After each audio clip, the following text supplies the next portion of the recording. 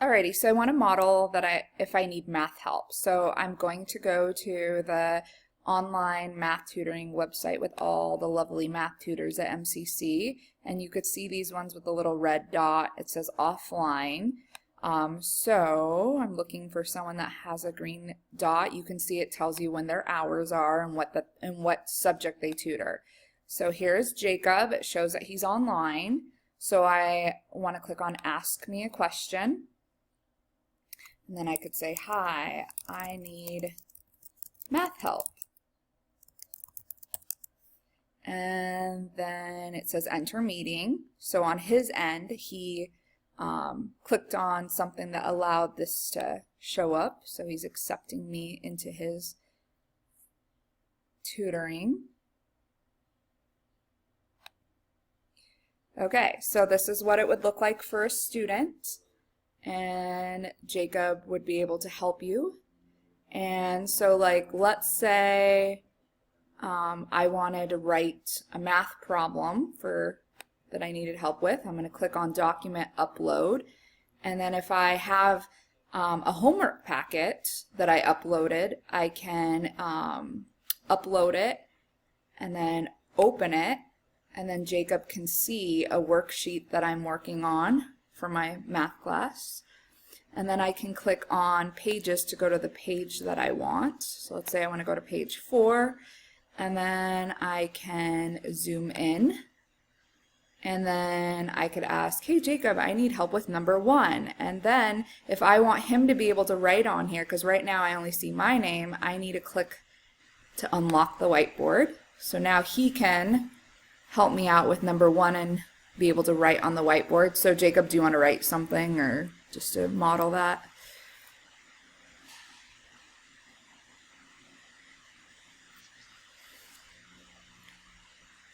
Okay, so then I can also click the pencil tool, and then I could also show him what I've done already. I could say I distributed the 4, and I did 4 to the 3rd power, and I got 12. And then Jacob could correct my error and say, there's your mistake. 4 to the 3rd isn't 12.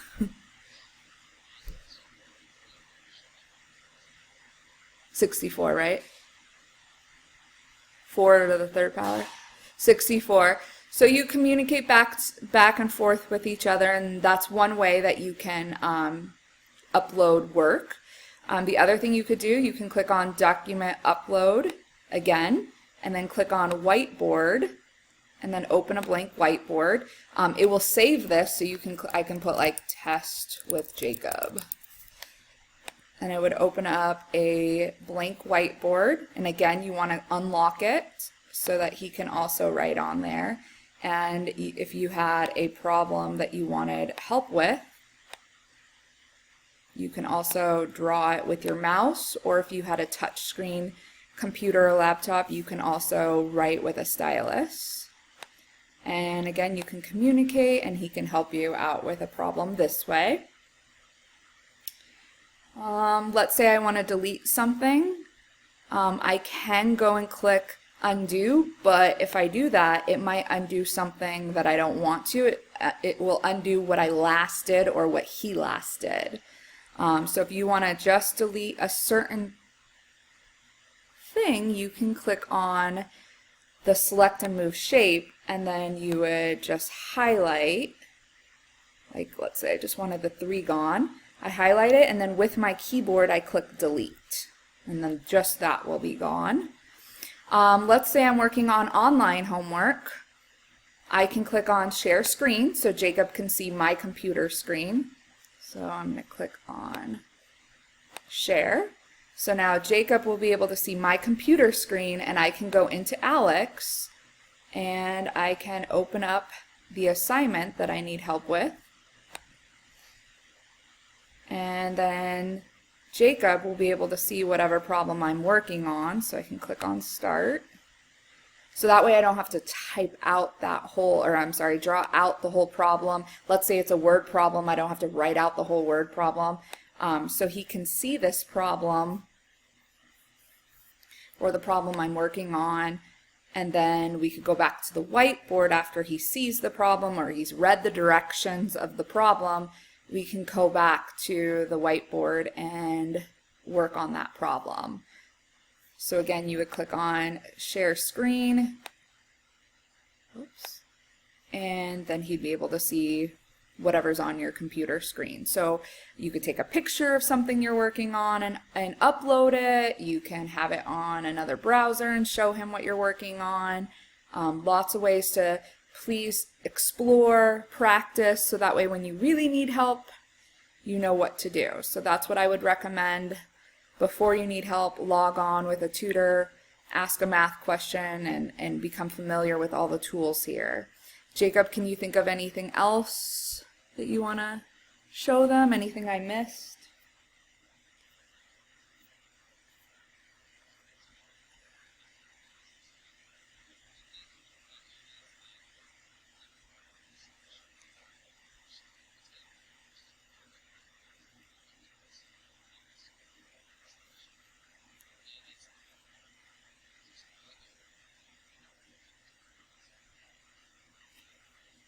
Okay. So that's normal, just do it. So mine was really quick because I've already installed what it needed. Oh yeah, you could also change the color of your pen. So if the tutor is using blue and you use a different color, here's all the different colors that are necessary. Also a tutor could, let's go back here and write this. If a tutor likes what you're doing and they think that your step is good, they could also click the check mark tool and be like, oh, that step's good, and so on. So that's there. It will save. So now I'm going to show, I'm going to go back. Let's see, where is it? So I'm going to go back to my Cranium Cafe.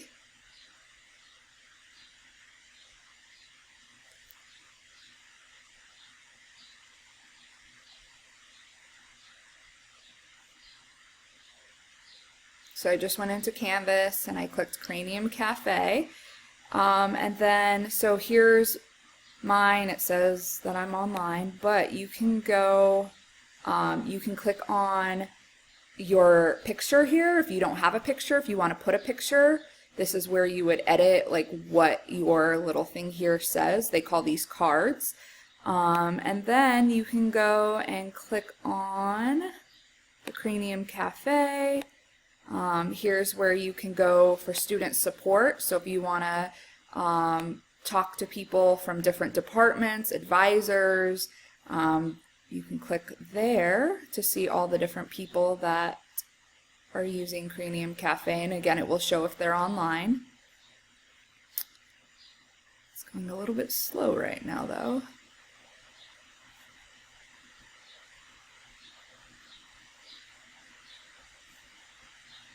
Okay, so I could click on, let's say, a math teacher.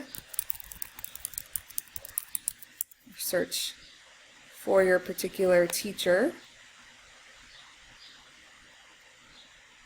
And there I am. So again, you could search here under Student Support Directory. You can search for your math teacher or whoever your teacher is. And then you could see if they're online here. And then if you go down here where it says archive, that's where it will save any conversations or whiteboards that you've done with a chat. It will show you how long you had a meeting for. So for my particular class, you need to spend 3 hours doing some sort of events. So some of you have gone to in-person things prior to the online version of this class. So moving forward, if you have not completed your events for my class, this is what you would show me. And once you have a total of an hour, that would count as an event. So you can screenshot this to me or send me some sort of proof showing me that you have spent a total of 3 hours, and that will count as your events for my class. So you should be able to play back a meeting and again explore with these options here, and you get that under archives here.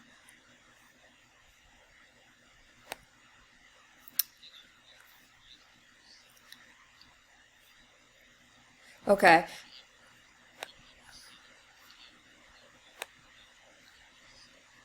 Okay. Okay. But as long as for my event things, as long as I see here that this totals up to an hour, so it doesn't have to be an hour all at once for my particular class. But you can screenshot, send me this so I can see that you have spent a total of 3 hours, or depending on how many hours you particularly need for your events for my class. And if it seems slow or anything like that, give it a chance. A lot of people are starting to use this now, so we need to be patient.